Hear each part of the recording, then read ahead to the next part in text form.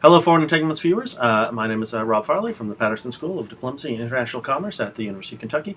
And with us today, on your fourth or fifth appearance, I think, on Foreign Entanglements, something along those lines, is Michael Cohen. And Michael, you have some important new news with respect to your life and career that we're going to talk about today. So, what are you working on right now, Michael? This right here, American Maelstrom, the election of 1968 and the politics of division. My new book, and it's out this week. You hold that up like tome, like Gore of it all tome. Okay, so what we're going to do today is we're going to talk about American Maelstrom, the book, which is available this week, and then I think we're going to try to follow some threads too, because it's about the politics of division. So we're going to try to follow some threads down, even the stuff that goes on that's going on right now in our election, because we seem to have a similarly bizarre election going on right now. 1968 is sort of uniquely bizarre, and so perhaps we can only hope to achieve those heights this year. But you know, look, we're not doing bad so far. What wish for is all I'd say on that one. So tell us about American Maelstrom.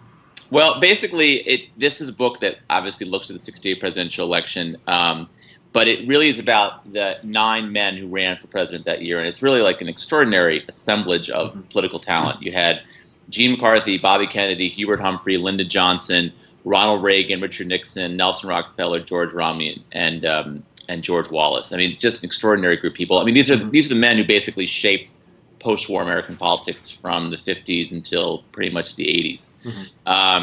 So it's sort of their story, but it's really about why this election was so important, how it transformed American history, how it's sort of I see it as a before and after moment when politics in this country really shifted away from kind of the Democrats, sort of New Deal coalition, the liberal consensus of the 50s and 60s, to more of the conservative, sort of anti-government, populist narrative that we've become so familiar with today. And so the election is transformative in a number of ways, but really to transform the two parties. Republicans became more conservative, and Democrats became more liberal, particularly because of the opposition to the war in Vietnam.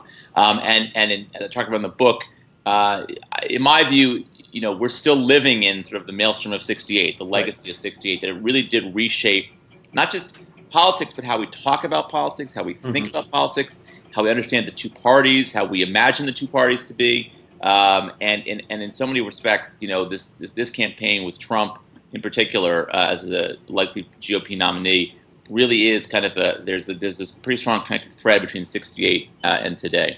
So I mean, it's interesting when you list off those names. The idea of only 9 candidates running for president seems so economical, compared to what we have today. So. I mean, when you talk through those names, I immediately want to try to do the same thing that we tried to do in the Republican primary this time, and sort them into lanes, right? Which are sort of your maverick lane, your establishment lane, and you do a little bit of that on the Democratic side, where sort of McCarthy and, bizarrely enough, Robert Kennedy are kind of in this this anti-establishment lane, where Humphrey is very much with LBJ and the establishment. I mean, how did the Republicans break out, or does that kind of thinking even make sense? No, it does actually, and it's sort of fascinating because what's interesting about 68, one of the reasons why it really does work as kind of this inflection point, is you really do have a situation in which you have the most moderate imaginable Republican candidate in Nelson Rockefeller. I mean, there are candidates who are more moderate than Rockefeller, but he really symbolized the moderate liberal wing of the Republican Party.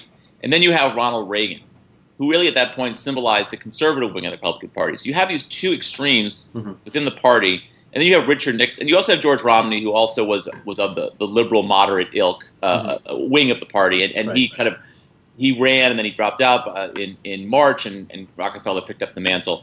And then you have Nixon, who basically lies somewhere in the middle of Reagan and Rockefeller, but leaning certainly more to the right. And where you see with Nixon is that he's very much, policy-wise, he's probably a lot closer to Rockefeller. And he governs a lot closer to Rockefeller when he becomes president. But politically, he's a lot closer to Reagan. And I think in those two ideas, of those two sort of the divergence between being sort of more more moderate on policy, but more conservative on politics, is really where the diversion in the Republican Party began, and I think also in our nation's politics. That you really had a president who was politically, really very conservative, really kind of hammered on this sort of anti-government narrative that Reagan had certainly been hammering on as early as '64, certainly in '66 he ran for governor, but again governing much more. As sort of an Eisenhower Republican, for better or for worse. Right. I mean, there's a cultural resonance, right? Because I was thinking exactly the same thing, right? Both Reagan and Nixon are Californians, right? And so, I mean, they are both, associated with sagebrush rebellion politics and so forth in some ways. And so, the contrast between them and the Romney Rockefeller would be really clear. So that, I mean,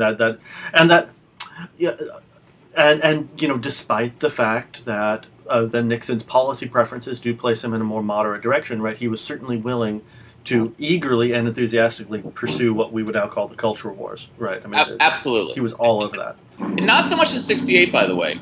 That really began more in '70 in the midterm elections, and then '72 more dramatically. And it was Agnew, of all people, Spiro Agnew, the vice president, who really pushed that angle. Who really, I think, aggressively kind of adopted the George Wallace kind of anti-elitist, anti-government narrative.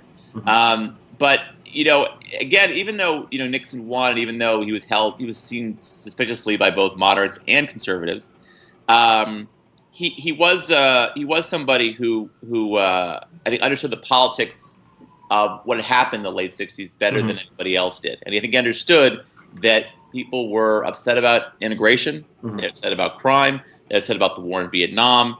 But they didn't want kind of Goldwater-style orthodoxy or Reagan-style orthodoxy. They wanted, keep things going the way they are, but let's crack down on all the crime and let's sort of slow things down in integration. And that's kind of the way he governed to some extent, or tried to govern.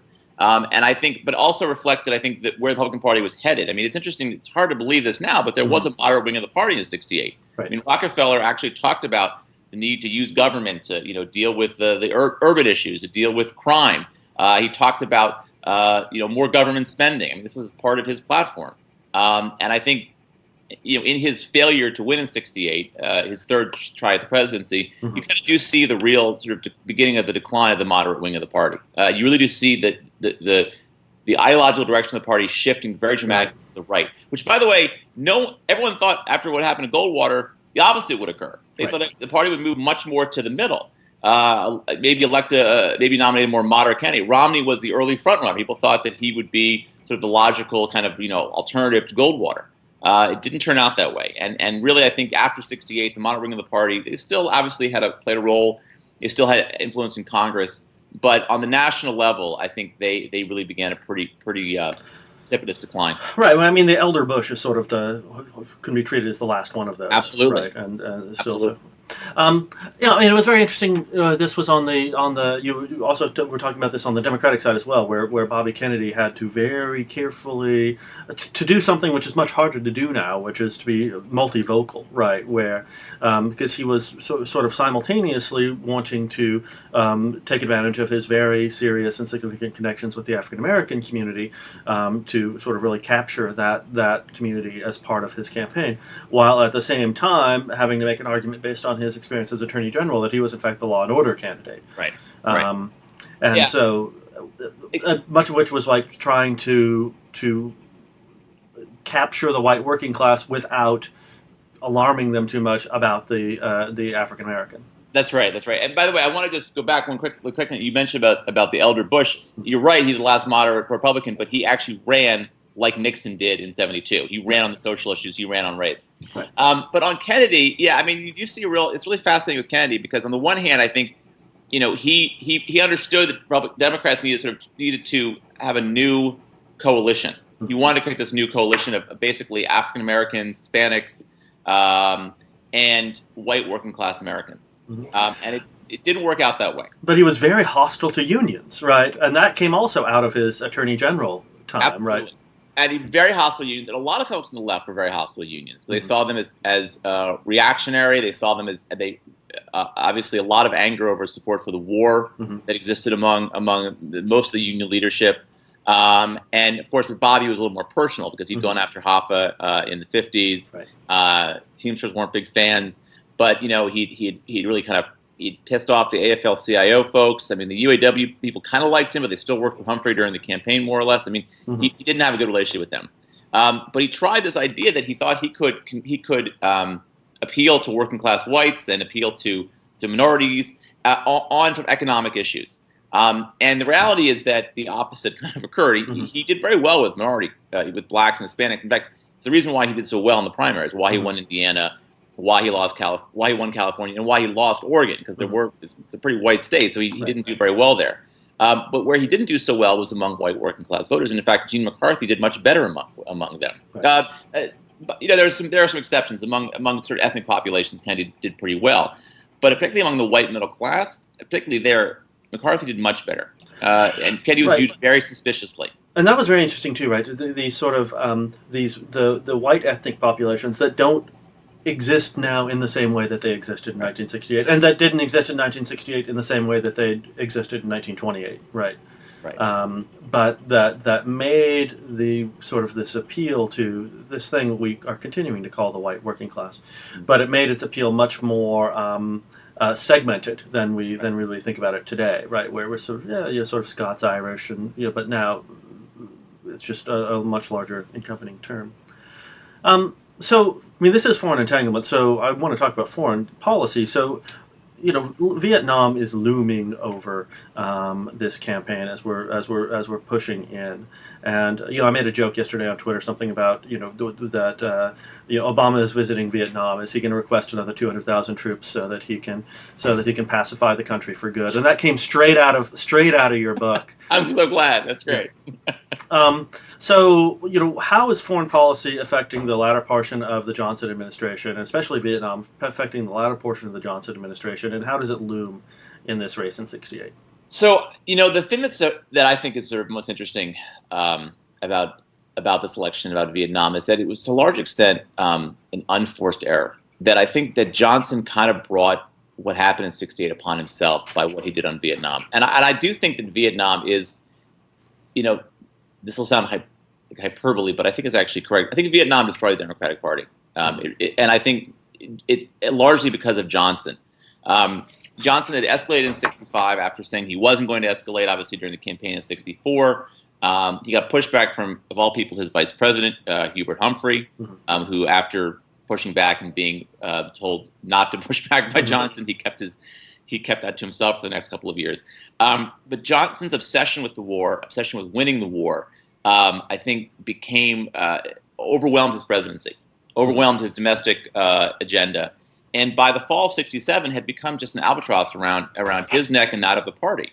There was diminishing support for the war, losing support on Capitol Hill. It had become a quagmire. It had come, and also, more importantly, become a stalemate in which there was no good resolution to the war. And Johnson in fall '67 had real options. He faced a dilemma.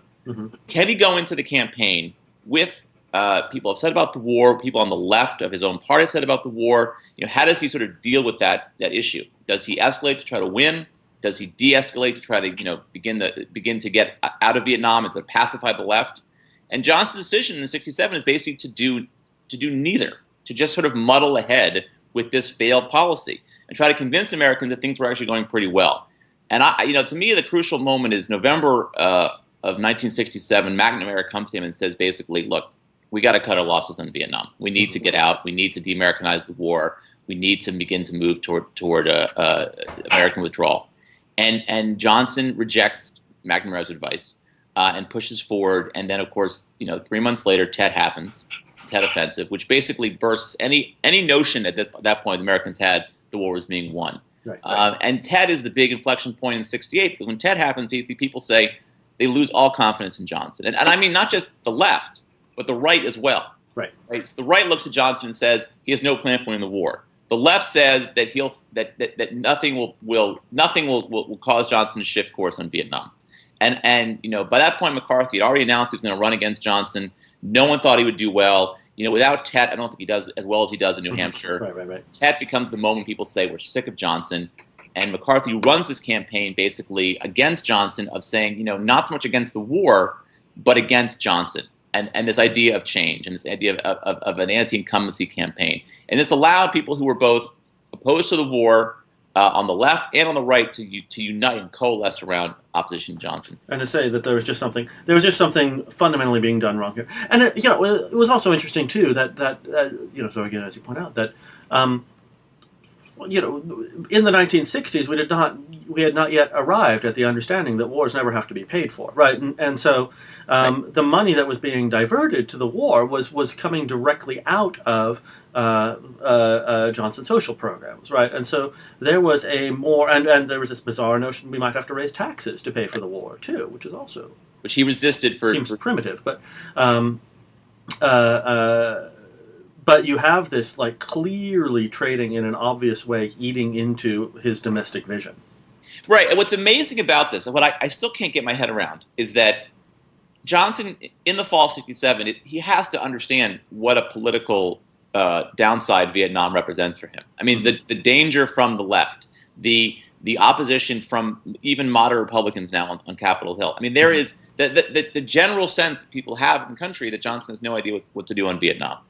And yet he cannot bring himself to make a choice, to make a decision about which way he wants to go on the war. Does he want to de-escalate? Does he want to, just escalate and try to end it? He decides to kick the can down the road. And politically, this was sort of an unsustainable strategy on his part. And I do think, I honestly believe that here's the irony of this. In March of '68, he basically decides to de-Americanize the war and to move toward peace talks and to limit the bombing. And this was the option. Of course, he says that at the same time that he ends up dropping out of the Democratic race because of the McCarthy and the challenge from Kennedy. Had he made this decision in November of '67, I think he would have probably won re-election and probably somewhat handily. I think that, the country was still fairly democratic, and the people were very suspicious of Nixon, and for good reason. And I think had he moved in that direction, it would have been politically, he would have paid no price. I think it would have helped him. But I think Johnson was so captured by the right-wing boogeyman, so captured by the Hulauf-China debate from the 50s, and this notion that you show any weakness in foreign policy, Republicans are going to eat you up alive, that he could not bring himself to do it. And I also think, by the way, that Johnson had become captivated by the war and captivated by his desire to win. And you see this even into '68. That in the summer and fall of '68, when Humphrey is dropping in the polls and is in desperate shape and desperately needs to separate himself from Johnson on the war, will not let him do it. Would not allow him to make a statement at the convention, to change the platform at the convention, to separate himself from Johnson on the war. And I think ultimately that's why Humphrey loses, and that if Johnson allows Humphrey and makes it easier for Humphrey to separate himself on the war, that Humphrey probably wins in '68. Now, how does the developing situation in Vietnam affect the Republican race? What's going on there? Obviously Nixon himself adopts early on a pretty ambiguous a stance that can be interpreted in a variety of different ways, and then of course late in 1968, he engages in all sorts of perfidious behavior with respect to the Paris peace talks. But how is Vietnam affecting what's going on the Republican side? So for Nixon, it's interesting because he basically doesn't really have to take a position on the war, and he doesn't. Because the Democratic Party is tearing itself up, he can kind of stand a little bit away from what's happening. And in fact, what's interesting about this is that when Johnson drops out, he announces that he's going to begin these peace talks in Paris with the North Vietnamese. And this actually is the irony of this is that Nixon had been scheduled to give a speech that exact evening, March 31st, 1968, on Vietnam. And then Johnson makes his announcement that he's going to give a speech, so Nixon postpones it. Johnson drops out. And Nixon immediately adopts the position that, well, I don't want to say anything on Vietnam. I don't want to imperil the talks in Paris. I mean, this was a BS answer on Nixon's part. It was a way to avoid taking a position, but it worked. It allowed him to basically kind of just sort of skate through the campaign without ever having said what he would do in Vietnam. He basically said that he would end the war, with honor and so forth, but didn't ever kind of make clear how he would do that.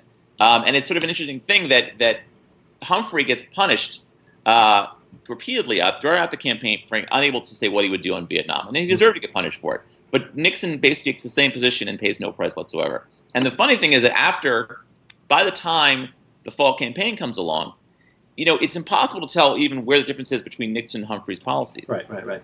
So in a sense, even when Humphrey does eventually in late September separate himself from Johnson on the war, he gets no real boost from it as far as on Vietnam. He gets a boost because the left starts giving him a hard time about it.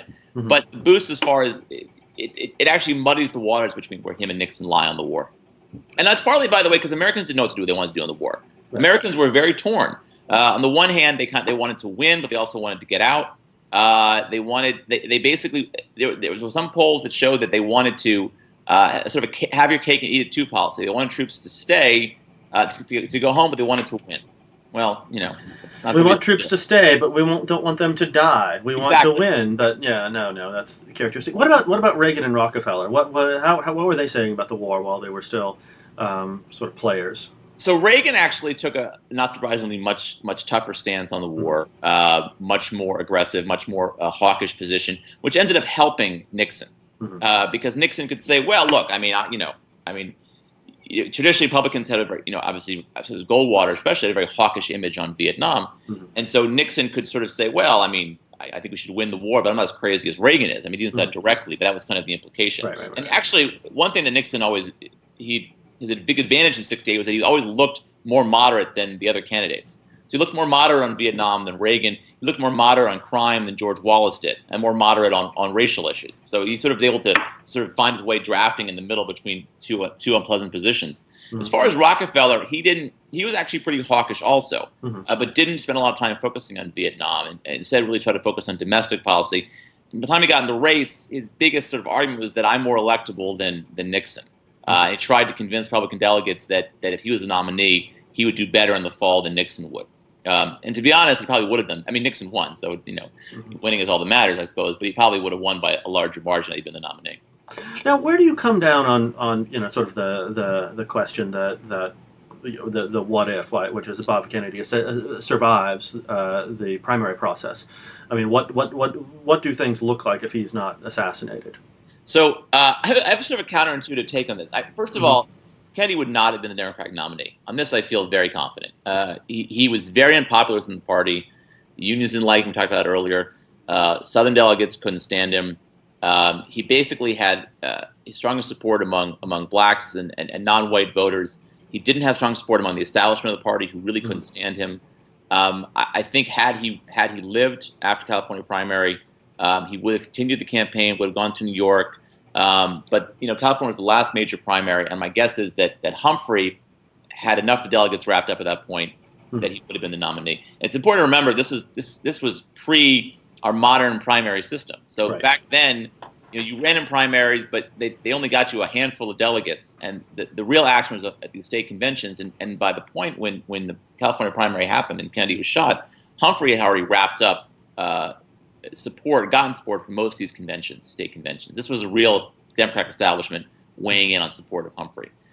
So I don't think mathematically Kennedy could have done it, unless he could have convinced enough delegates that he would have done better in the fall. Even then, I'm not so sure, because so many just couldn't stand him. Right. So what really hurt is it hurt Humphrey. Because had Kennedy lived, Humphrey, I think, would have had a much easier time separating himself from Johnson in the war. What I mean by that is that with Kennedy in the race and the threat of Kennedy to be the nominee, which scared the hell out of Johnson. Johnson hated Kennedy, did not want to be the nominee. If he believed for a second that Kennedy could be the nominee, and Humphrey said to him, look, I need to distance myself from you on the war, I need to take a position, a call for a bombing halt, I think Johnson would have gone along with that, just to alleviate the threat of a Kennedy win in Chicago. But once Kennedy was killed, there was no threat to Humphrey being the nominee. He was going to be the nominee. And so Johnson had no reason at all at that point, as far as he was concerned, to show any flexibility on Vietnam. And so I think what really was the most damaging to Democrats is that Humphrey lost his leverage with Johnson, lost any ability to take a more moderate position on the war. He lost the competition that Kennedy and also McCarthy would have provided, as far as the competition that would have forced him into a more conciliatory position. And he never adopted one, not until September, not until after the convention. And I think if Humphrey goes to the convention in Chicago and he calls for a bombing halt and sort of extends an olive branch to the liberal wing of the party, the anti-war wing of the party, I think he wins. But he didn't do it, and he didn't do it in large measure because he was afraid of Johnson. And I blame Johnson for it, but ultimately it's Humphrey's responsibility. He was nominee. He should have found a way to separate himself from Johnson in the war, and he didn't do it. Right. But Johnson made it pretty hard for him. Right.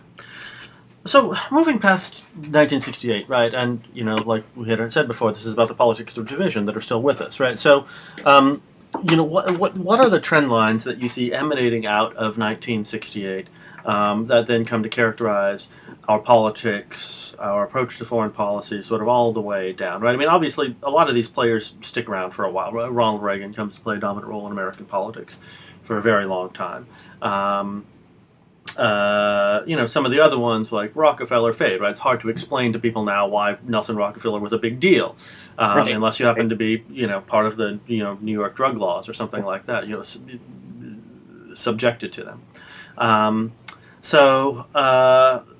But where are, from this 68, where do we see it echo through the next, now it's been 48 years since 1968. If it is really the seminal election that's this breaking point, what is different after 1968? So to me, it's just the politics are different, and that's fundamentally what changed after '68. And the one guy we haven't talked about is George Wallace. Right. Wallace is really, really important when it comes to this respect, because Wallace, in some ways, is the most important candidate in '68, because he runs as a third-party candidate. He's a Democrat. He's basically a segregationist. He's a racist, but he's also somewhat of a New Deal liberal, ironically enough. Right. But his overweening message, excuse me, is sort of this anti-government populism, anti-elitism, this idea of mining white resentment and anxiety and fear about what the cost of integration would mean for them. And that was really, his genius, and what he was so effective at stirring up that sense of anxiety among white voters. Now, most of the support came in the South, and that's where the lion's share of where he did well. He won 5 states there. But he did well enough in the North, where he obviously had an impact. And at one point in the campaign, he was running closely behind Humphrey in the polls, around 20% or so. Was he on the ballot? Was he on the ballot in all 50? Did he get on the ballot? States, yeah, he was in all 50 states, which was a very, by the way, difficult, Herculean effort to get on all ballots, but he did. But the idiom of Wallace, this anti-government, anti-elitist, this sort of man of the people kind of ethos that he adopted, became one that Republicans really glommed onto, especially Nixon. And it became, I think, the dominant narrative in American politics. It was a more effective conservative political appeal than sort of the orthodoxy of Goldwater, right? It was saying, we're not going to take your Social Security, we're not going to take your Medicare, we're going to protect those for you because you've earned them and you deserve them. We're just going to make sure that other people, black people and Hispanic people and poor people, don't take them away from you. It created this division, I think, the sense that government was like a zero-sum game, where if you gave more to this group over here, it meant less for you. And that was the idea that Wallace, I think, really perpetuated and Republicans picked up on for decades. It's also a case that, people forget this, but in '60, Nixon got about 30% of the African-American vote. And by '68, he was less than 10%. Right. So the racial polarization that we see today really became, it had begun in '64 with civil rights, but really was accentuated in '68. And by '68, it was clear that Republicans had no interest in trying to appeal to black voters. Right. I mean, they had no need to. In fact, not appealing to them worked well for them because it allowed them to play on this sense of white fear and white anxiety, especially in the South. And so that kind of racial polarization, the kind of political polarization, that began, that we saw, like even the delegitimization of liberals, this idea that liberals have alien values, that they don't care about the working class, and this is very much came out of Wallace in '68. And so that polarization really, I think, began in '68, and it just gathered more and more steam as the years went along. And I look at someone like Trump, and I see Trump as the sort of the logical outgrowth of Wallace. Right, that goes to Wallace, right, who harps upon and plays upon this politics of division and this anti-elitism, while at the same time, not to the extent that he thinks very productively about public policy issues at all, right? I mean, on issues such as the welfare state and so forth, does not toe what has become the very hard and fast GOP line on the disassembly of the welfare state, right? So, I mean, the National Review hates Trump, and they hated Wallace 48 years ago. So they view these guys as Trump has never kind of bought into sort of conservative orthodoxy, and that's why people like National Review hate him. But Wallace didn't either. And frankly, when Republicans didn't hew to conservative orthodoxy, they did a lot better. When Nixon did it, and to some extent when Reagan also, even though he talked a big game, he didn't actually govern that way. Right.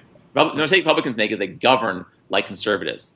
They govern like Goldwater Republicans, and frankly, nobody really wants that except for a few Republicans. But most Americans don't have no interest in that.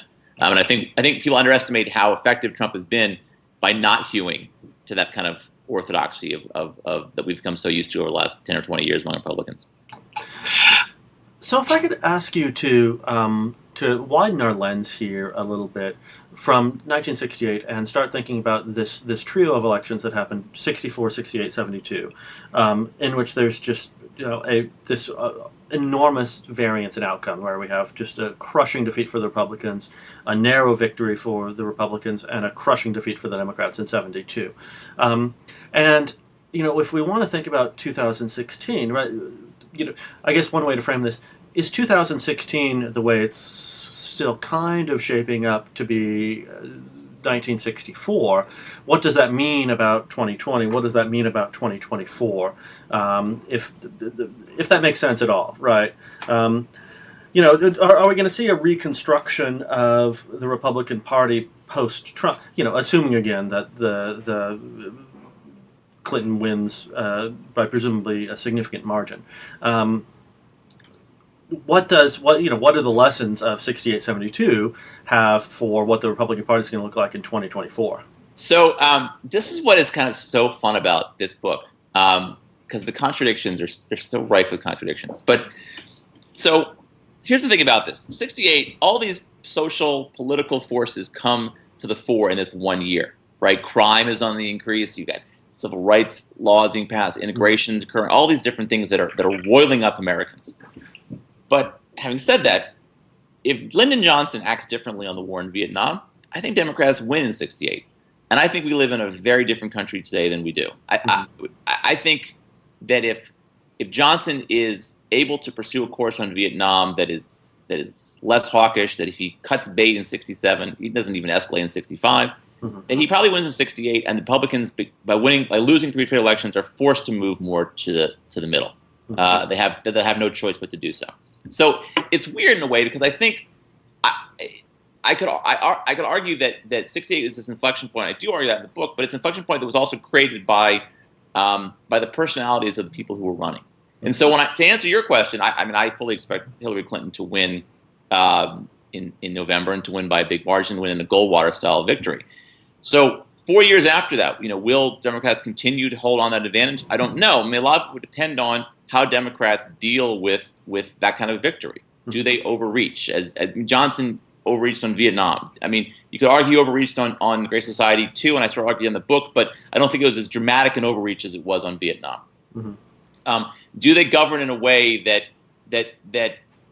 sort of acknowledges sort of the limits of their own political support? I do think that one thing that people sort of forget about 64 is that it was not a pro-Johnson vote, it was an anti-Goldwater vote. And so I think Johnson misinterpreted his own mandate. I think he overreached a little bit. I think he was sort of a lousy national politician in a lot of respects.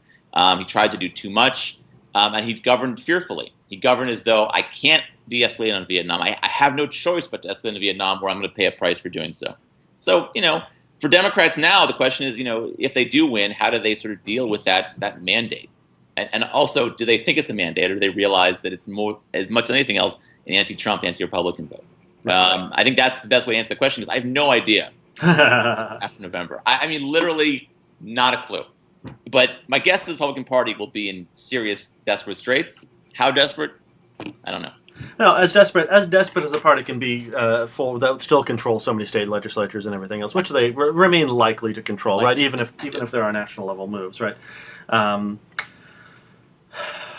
Yeah, it's fascinating. It's interesting. I have no idea either. It's amazing to think about. In '64, Democrats, I mean, just walloped Republicans on every level in state legislatures, in Congress. They had this huge, huge majority. Within 4 years, Johnson went from 61% of popular vote to Humphrey getting 43%. I mean, an 18-point loss, 18-point less than they had 4 years earlier.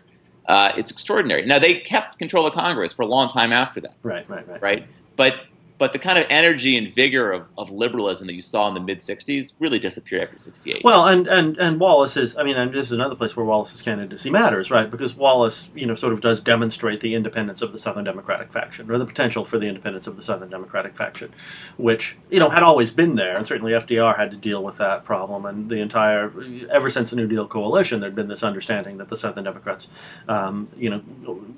could hold a semi-veto position within Congress, but Wallace's run makes that very explicit, and then makes it more difficult for the Democrats to govern in the future. Absolutely, and Nixon also deserves credit here too, because Nixon understood, I think, that the South had the Republicans had lost their hold over the South. He understood early on the potential of Republicans in the South. He governed as president, really playing to Southern anxieties about integration, really playing on Southern proclivities. He nominated these two Southern judges for the Supreme Court, both of whom were rejected. But even in their rejection, it was actually a win for Nixon, because it allowed him to sort of play on sort of aggrievement that you see in the South. I mean, what hurt for Democrats more than anything else was they lose this election. They're divided over Vietnam. They're divided over a host of issues. And you elect this president who is actually, while morally suspect, to say the least, is a brilliant politician and absolutely understands how to take advantage of what happened with Democrats, how to create a new Republican majority. And Nixon, this is a hard thing to acknowledge, but Nixon, he's a brilliant politician, and he ran a pretty smart campaign from '62, when he gave his last press conference, when he lost the governor's race in California, '68. Spent 6 years running president, and he was incredibly effective at navigating between two wings of the Republican Party. And then once he became president, even more brilliantly, I think, making the Democratic pain that much worse and giving Republicans an opportunity to create a new majority.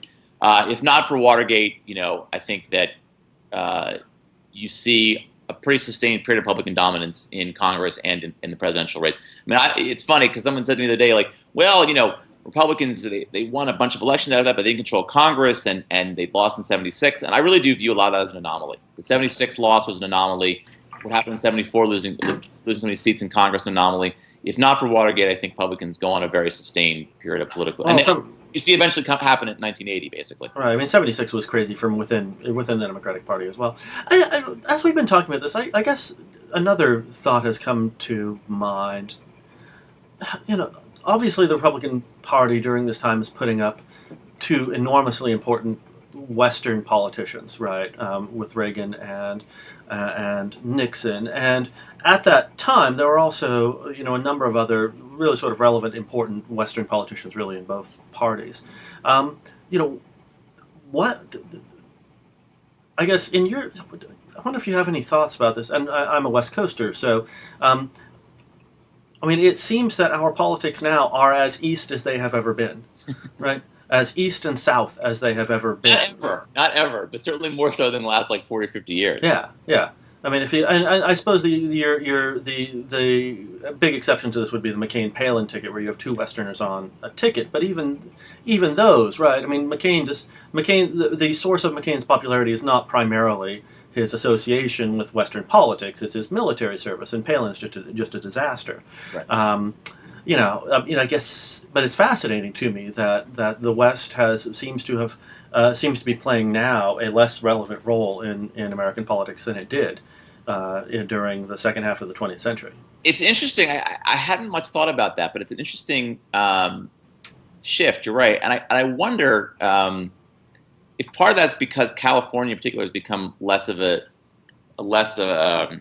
such a dominantly blue state. Right. That Nixon and Reagan came out of there, and by winning those states, I mean, they became immediate, sort of front runners, right? Because they could win a big state, big electoral prize like California, and that was always, of course, true for New York for many years as well, right? From 28 to 48, a New York governor was on the ticket for the Republican Democrats in every single election. Mm-hmm. Granted, it was FDR for 4 of those, but also Smith right. and Dewey twice.